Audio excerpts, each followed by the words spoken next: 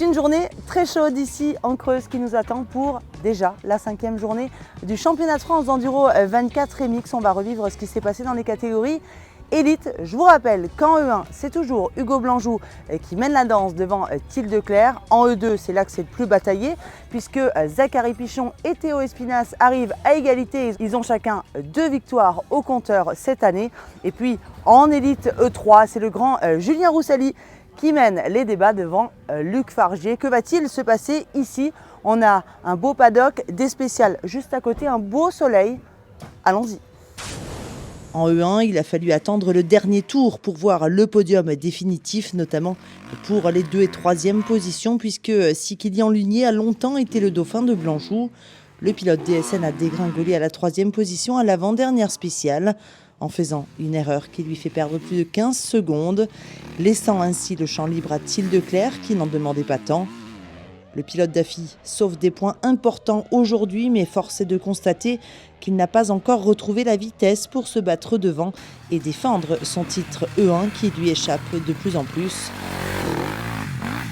Hugo Blanjou n'a jamais été inquiété de son côté. Montrant une très grande vitesse ce matin, le pilote Honda Elite Factory continue sur la lancée qui est la sienne depuis l'ouverture de la saison à Rocroi dans les Ardennes.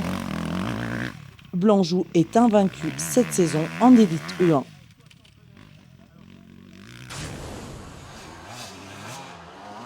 En E2, Boiramé était absent du top 5 à la fin du premier tour, mais il s'est bien repris en scratchant SP4 et 5, ce qui lui a permis de revenir dans la course au podium. Mais une autre contre-performance sur SP6 l'empêche d'être véritablement compétitif face à la concurrence.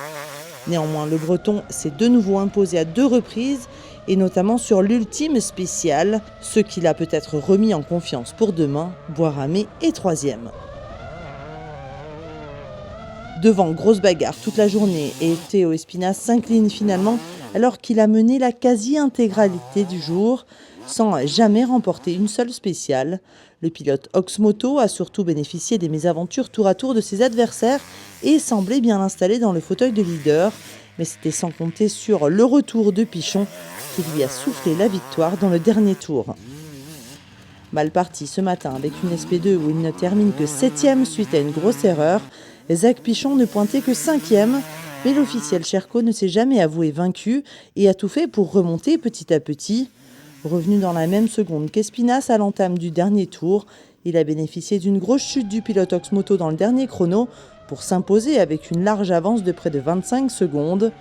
Après 5 journées, Pichon compte maintenant 3 victoires contre 2 pour Espinas.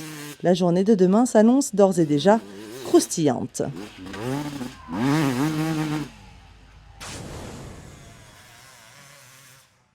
Enfin, E3, on a les 3 hommes de tête de la fin du premier tour, mais dans le désordre, puisque Luc Fargier, qui a longtemps mené la danse des grosses cylindrées, s'écroule en fin de journée et laisse filer à la fois la victoire, mais également la 2e position. C'est le pilote d'AFI qu'on retrouve sur la 3e marche pour 1 petite seconde 23 de retard sur Anthony Gesselin.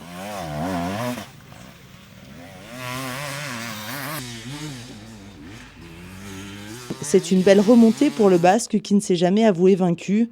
Gesselin a très bien commencé la journée en s'imposant sur le premier chrono, mais ça s'est corsé par la suite. 3e à mi-journée, à seulement 5 petites secondes du leader Fargier à ce moment-là. Le pilote atomique Husqvarna s'est accroché, restant toujours dans les chronos qui lui permettaient d'y croire.